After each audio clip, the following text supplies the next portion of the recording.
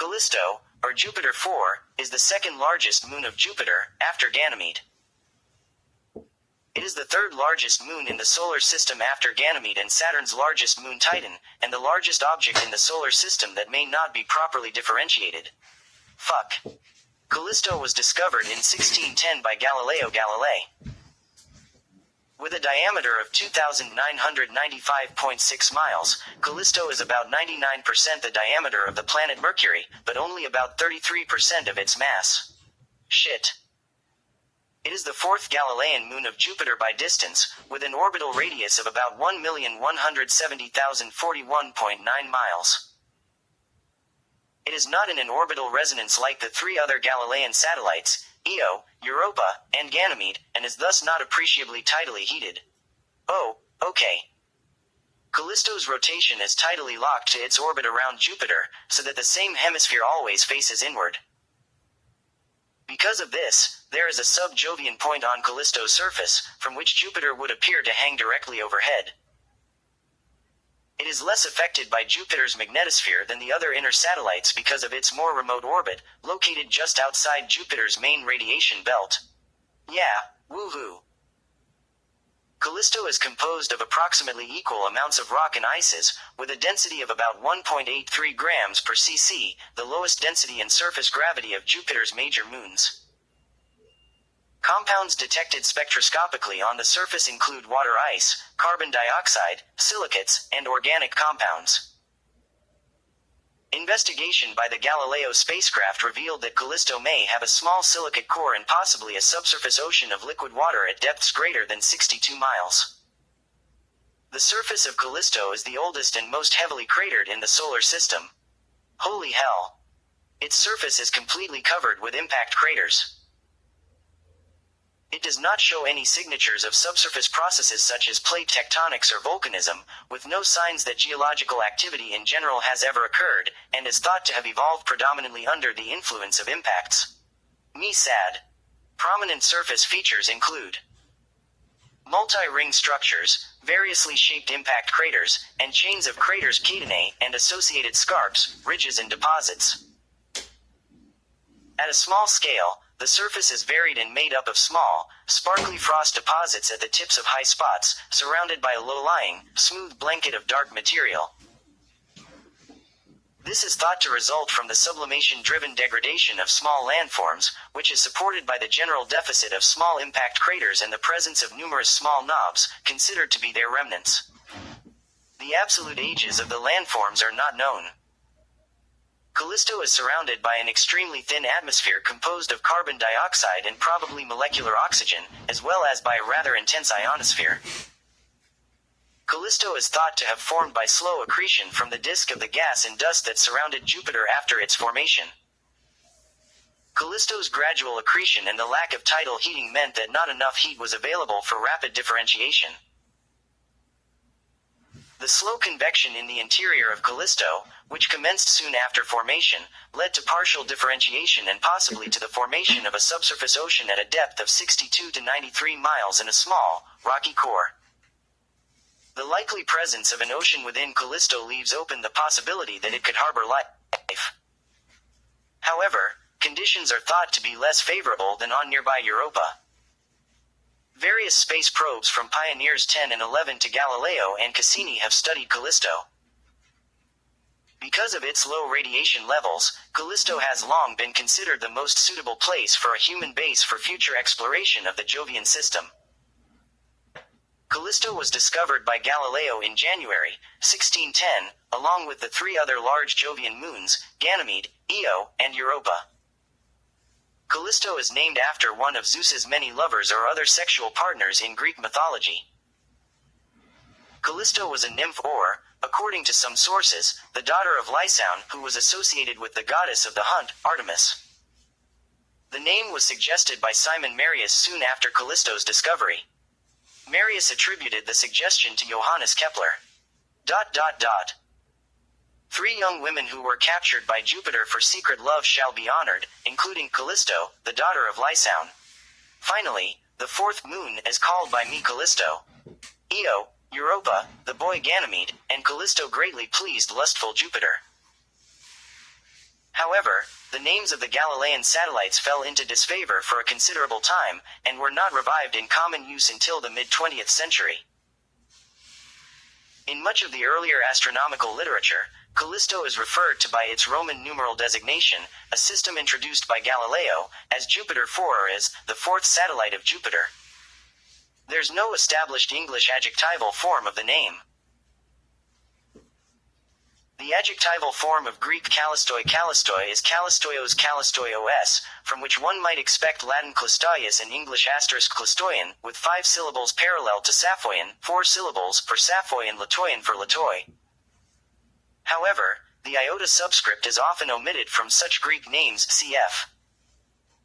Anoan from Anoi and Argon from Argoi, and indeed the analogous form Cliston is found. In Virgil, a second oblique stem appears in Latin.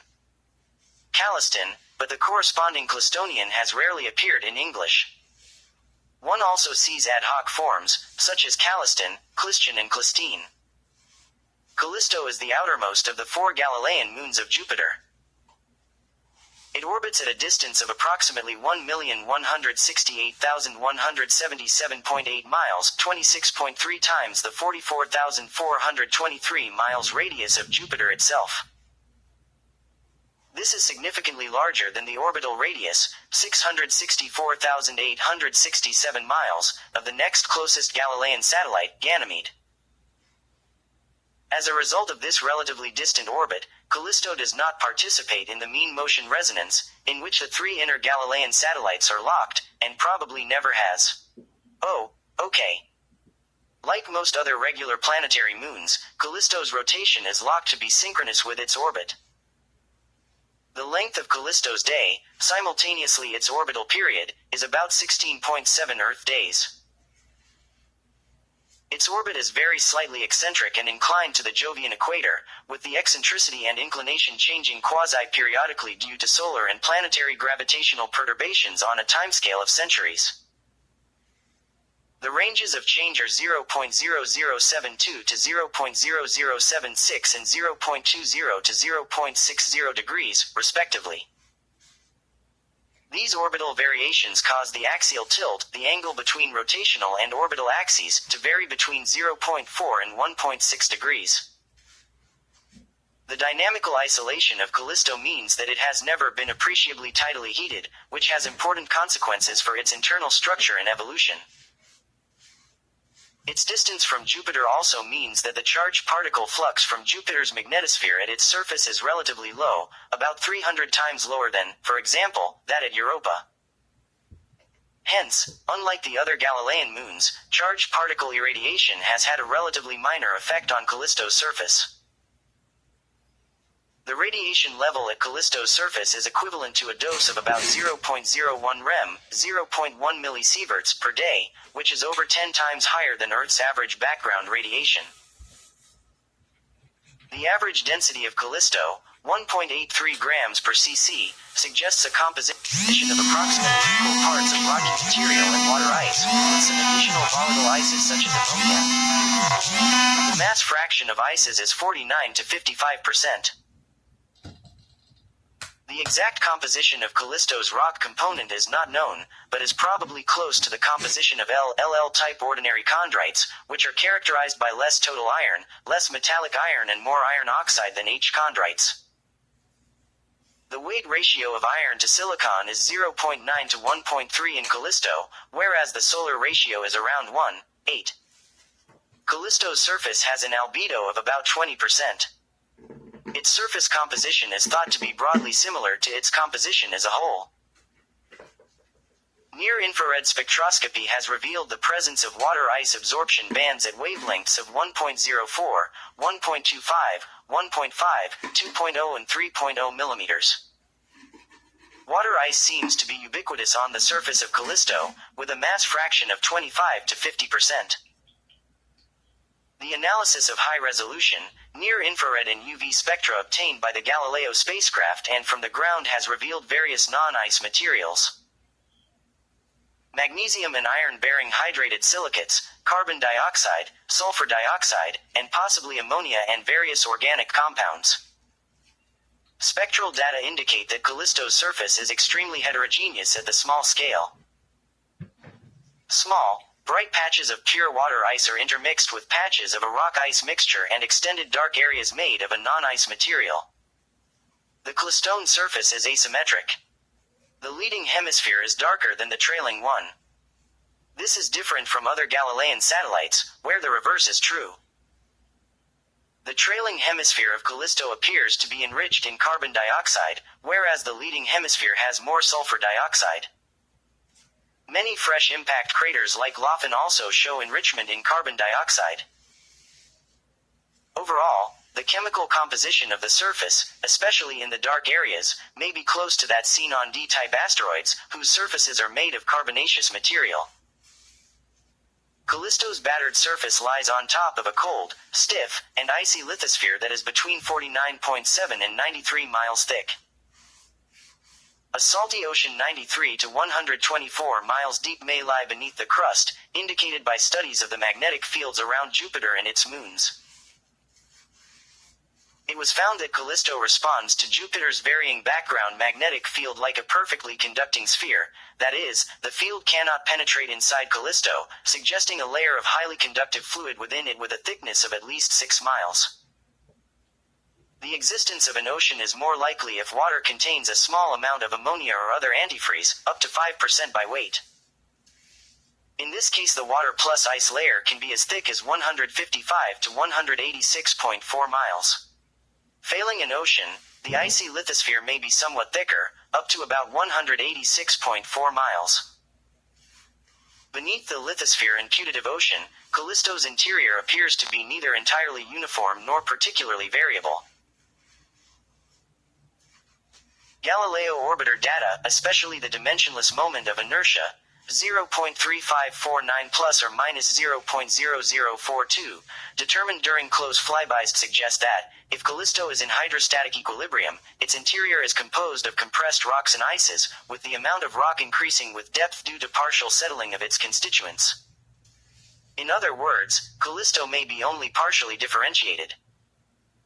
The density and moment of inertia for an equilibrium Callisto are compatible with the existence of a small silicate core in the center of Callisto. The radius of any such core cannot exceed 372.8 miles, and the density may lie between 3.1 and 3.6 grams per cc. In this case, Callisto's interior would be in stark contrast to that of Ganymede, which appears to be fully differentiated. However, a 2011 reanalysis of Galileo data suggests that Callisto is not in hydrostatic equilibrium. Its S22 coefficient from gravity data is an anomalous 10% of its C22 value, which is not consistent with a body in hydrostatic equilibrium and thus significantly increases the error bars on Callisto's moment of inertia. Further, an indifferentiated Callisto is inconsistent with the presence of a substantial internal ocean as inferred by magnetic data, and it would be difficult for an object as large as Callisto to fail to differentiate at any point. In that case, the gravity data may be more consistent with a more thoroughly differentiated Callisto with a hydrated silicate core. The ancient surface of Callisto is one of the most heavily cratered in the solar system. In fact, the crater density is close to saturation. Any new crater will tend to erase an older one. The large-scale geology is relatively simple. There are no large mountains on Callisto, volcanoes or other endogenic tectonic features. The impact craters and multi-ring structures, together with associated fractures, scarps and deposits, are the only large features to be found on the surface.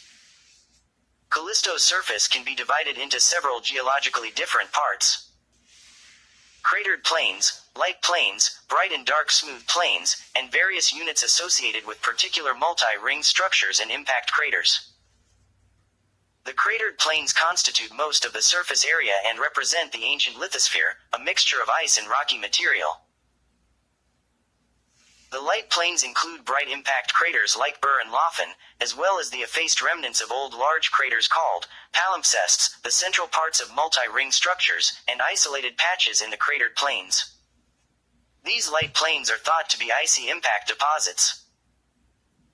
The bright, smooth plains constitute a small fraction of Callisto's surface and are found in the ridge and trough zones of the Valhalla and Asgard formations and as isolated spots in the cratered plains. They were thought to be connected with endogenic activity, but the high-resolution Galileo images showed that the bright, smooth plains correlate with heavily fractured and knobby terrain and do not show any signs of resurfacing.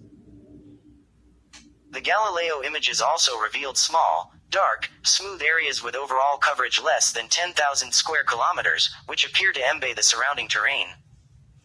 They are possible cryovolcanic deposits. Both the light and the various smooth plains are somewhat younger and less cratered than the background cratered plains. Impact crater diameters seen range from 0.06 miles, a limit defined by the imaging resolution, to over 62 miles, not counting the multi-ring structures. Small craters, with diameters less than 3 miles, have simple bowl or flat-floored shapes. Those 3 to 24.8 miles across usually have a central peak. Larger impact features, with diameters in the range 15.5 to 62 miles, have central pits instead of peaks, such as Tinder Crater. The largest craters with diameters over 37 miles can have central domes, which are thought to result from central tectonic uplift after an impact. Examples include Doe and Har craters. A small number of very large, more than 62 miles in diameter, and bright impact craters show anomalous dome geometry. These are unusually shallow and may be a transitional landform to the multi-ring structures, as with the Lawfin impact feature. Callisto's craters are generally shallower than those on the Moon. The largest impact features on Callisto's surface are multi-ring basins. 2 are enormous. Valhalla is the largest, with a bright central region 372.8 miles in diameter, and rings extending as far as 1,118.4 miles from the center. The second largest is Asgard, measuring about 994 miles in diameter.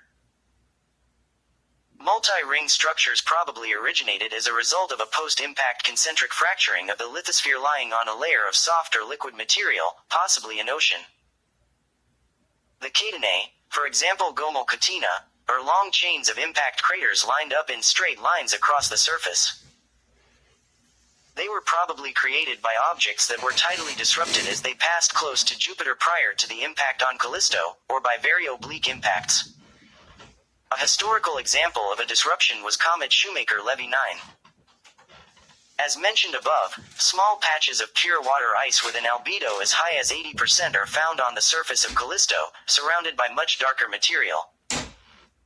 High-resolution Galileo images showed the bright patches to be predominantly located on elevated surface features.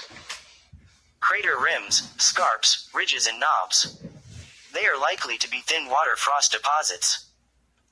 Dark material usually lies in the lowlands surrounding and mantling bright features and appears to be smooth. It often forms patches up to 3 miles across within the crater floors and in the intercrater depressions. On a sub-kilometer scale, the surface of Callisto is more degraded than the surfaces of other icy Galilean moons. Typically there is a deficit of small impact craters with diameters less than 0.6 miles as compared with, for instance, the dark plains on Ganymede. Instead of small craters, the almost ubiquitous surface features are small knobs and pits. The knobs are thought to represent remnants of crater rims degraded by an as yet uncertain process. The most likely candidate process is the slow sublimation of ice, which is enabled by a temperature of up to -162.5 degrees, reached at a subsolar point. Such sublimation of water or other volatiles from the dirty ice that is the bedrock causes its decomposition. The non-ice remnants form debris avalanches descending from the slopes of the crater walls. Such avalanches are often observed near and inside impact craters and termed debris aprons. Sometimes crater walls are cut by sinuous valley-like incisions called gullies, which resemble certain Martian surface features. In the ice sublimation hypothesis, the low-lying dark material is interpreted as a blanket of primarily non-ice debris, which originated from the degraded rims of craters and has covered a predominantly icy bedrock. The relative ages of the different surface units on Callisto can be determined from the density of impact craters on them. The older the surface, the denser the crater population. Absolute dating has not been carried out, but based on theoretical considerations, the cratered plains are thought to be approximately 4,500,000,000 years old, dating back almost to the formation of the solar system. The ages of multi-ring structures and impact craters depend on chosen background cratering rates and are estimated by different authors to vary between 1 and 4 billion years. Callisto has a very tenuous atmosphere composed of carbon dioxide. It was detected by the Galileo Near-Infrared Mapping Spectrometer, NIMS, from its absorption feature near the wavelength 4.2 mm. The surface pressure is estimated to be 0.000007 atmospheres and particle density 4 times 10 to the power of 8 cm-cubed.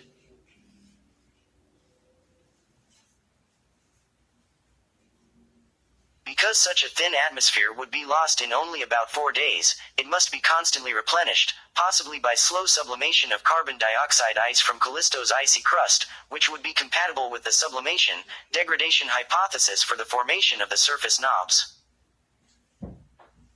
Callisto's ionosphere was first detected during Galileo flybys. Its high electron density of 7 to 17 times 10 to the power of 4 cm-cubed cannot be explained by the photoionization of the atmospheric carbon dioxide alone. Hence, it is suspected that the atmosphere of Callisto is actually dominated by molecular oxygen, in amounts 10 to 100 times greater than CO2. However, oxygen has not yet been directly detected in the atmosphere of Callisto. Observations with the Hubble Space Telescope (HST) placed an upper limit on its possible concentration in the atmosphere, based on lack of detection, which is still compatible with the ionospheric measurements. At the same time, HST was able to detect condensed oxygen trapped on the surface of Callisto. Atomic hydrogen has also been detected in Callisto's atmosphere via recent analysis of 2001 Hubble Space Telescope data. Spectral images taken on 15 and the 24th of December 2001 were re-examined, revealing a faint signal of scattered light that indicates a hydrogen corona. The observed brightness from the scattered sunlight in Callisto's hydrogen corona is approximately 2 times larger when the leading hemisphere is observed. This asymmetry may originate from a different hydrogen abundance in both leading and trailing hemispheres. However, this hemispheric difference in Callisto's hydrogen corona brightness is likely to originate from the extinction of the signal in the Earth's geocorona, which is greater when the trailing hemisphere is observed. In recent years, attempts have been made to model Callisto's atmosphere to gain better understanding of impact of collisional molecular interactions. The modeling of Callisto's atmosphere consisted of a kinetic method to simulate the collisions that take place between the constituent elements of the Moon's atmosphere. Supported by NASA Goddard Space Flight Center's Solar System Exploration Division, a team of researchers at the Center for Space Science at NYU Abu Dhabi simulated Callisto's environments on a single component and multi-component basis of radiolytic volatile compounds. The constituent elements considered during the simulation are those previously mentioned and observed in Callisto's atmosphere by the Hubble Space Telescope: carbon dioxide, molecular oxygen, and molecular hydrogen. Within the molecular kinetics model used for simulation, the seemingly high atmospheric density of Callisto can be described by the thermal accommodation and desorption of the compounds listed above. This thermal desorption is proposed to be a product of solar exposure, with high variation in temperature observed during the day and night cycle of the prospective Moon. By using the direct simulation Monte Carlo (DSMC) method, energy exchange between dynamic molecular gas is evaluated with computational particle physics. Due to the transition from collisional to collision-less interactions, the DSMC method can describe Callisto's atmosphere with relative accuracy. Each particle of the radiolytic volatiles were evaluated with factors such as initial position, velocity, and internal energy in mind. Given that the method is transient by nature, atmospheric collisions and thermal desorption take effect until each radiolytic volatile compound exhibits steady-state properties at the macroscopic level. Radiative heating and cooling of the atmosphere is evaluated at noon and midnight, times that describe when the respective heat transfer are at the maximum for each end of the scale. It is important to note that these simulations are performed under the assumption that the carbon dioxide, oxygen, and hydrogen found in Callisto's atmosphere thermally desorb into the Moon's regolith, and all thermal dynamics shown are only represented by molecular kinetic interaction. In an evaluation of the data presented throughout the simulation, the density of Callisto's atmosphere can be described by the trapping of hydrogen gas by way of molecular interaction with the heavier gases, namely carbon dioxide and oxygen. The three radiolytic volatiles are presumed to be present throughout the Moon's surface and are expelled by means of thermal excitation. Once the compounds are heated, they begin to radiate outward from the surface of the Moon. Due to hydrogen's lighter nature, it is observed that it is the primary constituent involved in molecular collision, attempting to escape through the macroscopic cracks between the heavier constituents. This simulation provides closer insight into how these kinetic interactions between molecules influence the excitation of each constituent and how it affects Callisto's atmosphere. Although the simulations are limiting in terms of variables considered, it is concluded that the molecular kinetics model used provides simulated densities that correlate to thresholds expected by means of experimental detection. The partial differentiation of Callisto, inferred e.g. from moment of inertia measurements, means that it has never been heated enough to melt its ice component. Therefore, the most favorable model of its formation is a slow accretion in the low-density Jovian subnebula, a disk of the gas and dust that existed around Jupiter after its formation. Such a prolonged accretion stage would allow cooling to largely keep up with the heat accumulation caused by impacts, radioactive decay and contraction, thereby preventing melting and fast differentiation. The allowable timescale of formation of Callisto lies then in the range 500,100,000 to 10 million years.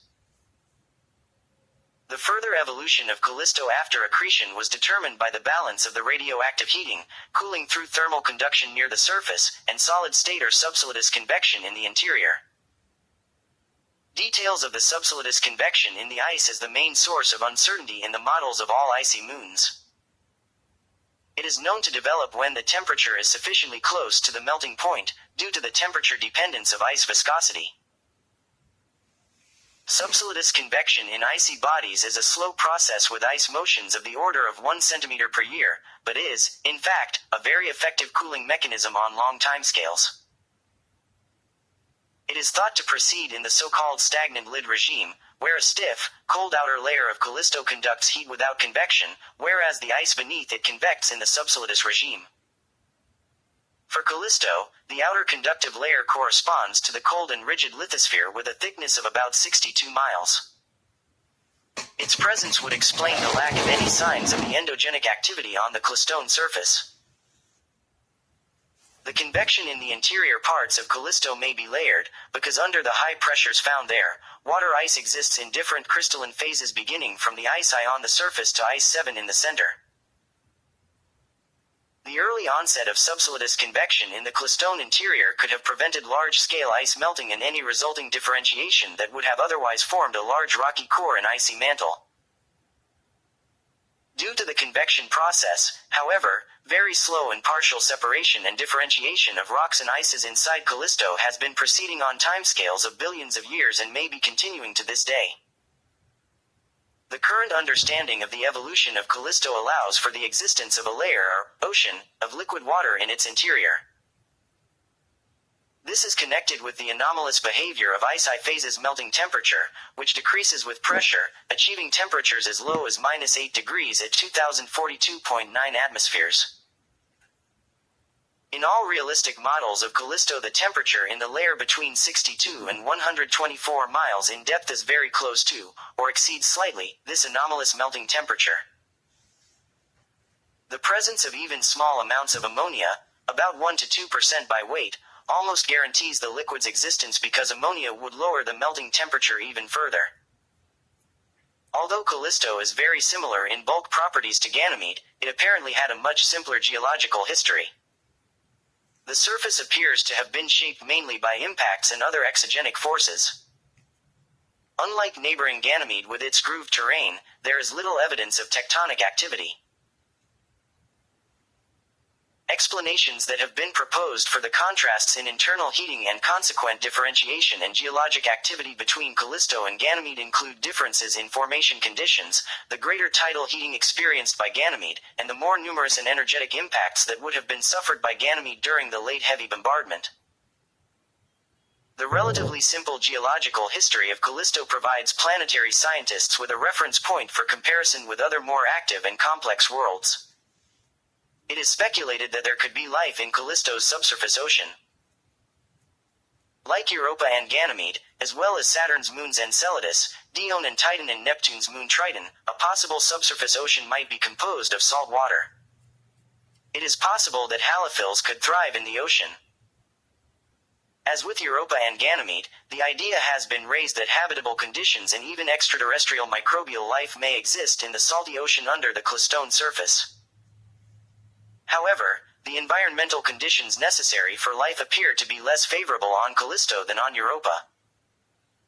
The principal reasons are the lack of contact with rocky material and the lower heat flux from the interior of Callisto. Scientist Torrance Johnson said the following about comparing the odds of life on Callisto with the odds on other Galilean moons. The basic ingredients for life, what we call prebiotic chemistry, are abundant in many solar system objects, such as comets, asteroids and icy moons. Biologists believe liquid water and energy are then needed to actually support life, so it's exciting to find another place where we might have liquid water. But energy is another matter, and currently, Callisto's ocean is only being heated by radioactive elements, whereas Europa has tidal energy as well, from its greater proximity to Jupiter. Based on the considerations mentioned above and on other scientific observations, it is thought that of all of Jupiter's moons, Europa has the greatest chance of supporting microbial life. The Pioneer 10 and Pioneer 11 Jupiter encounters in the early 1970s contributed little new information about Callisto in comparison with what was already known from Earth-based observations. The real breakthrough happened later with the Voyager 1 and Voyager 2 flybys in 1979. They imaged more than half of the Callistone surface with a resolution of 0.6 to 1 mile, and precisely measured its temperature, mass and shape. A second round of exploration lasted from 1994-2003, when the Galileo spacecraft had 8 close encounters with Callisto. The last flyby during the C-30 orbit in 2001 came as close as 85.7 miles to the surface. The Galileo orbiter completed the global imaging of the surface and delivered a number of pictures with a resolution as high as 15 meters of selected areas of Callisto. In 2000, the Cassini spacecraft en route to Saturn acquired high-quality infrared spectra of the Galilean satellites including Callisto. In February to March 2007, the New Horizons probe on its way to Pluto obtained new images and spectra of Callisto. The next planned mission to the Jovian system is the European Space Agency's Jupiter Icy Moon Explorer, JUICE, due to launch in 2023. Several close flybys of Callisto are planned during the mission. Formerly proposed for a launch in 2020, the Europa-Jupiter System Mission EJSM was a joint NASA-ESA proposal for exploration of Jupiter's moons. In February 2009 it was announced that NASA had given this mission priority ahead of the Titan-Saturn system mission. At the time ESA's contribution still faced funding competition from other ESA projects. EJSM consisted of the NASA-led Jupiter Europa Orbiter, the ESA-led Jupiter Ganymede Orbiter, and possibly a JAXA-led Jupiter Magnetospheric Orbiter.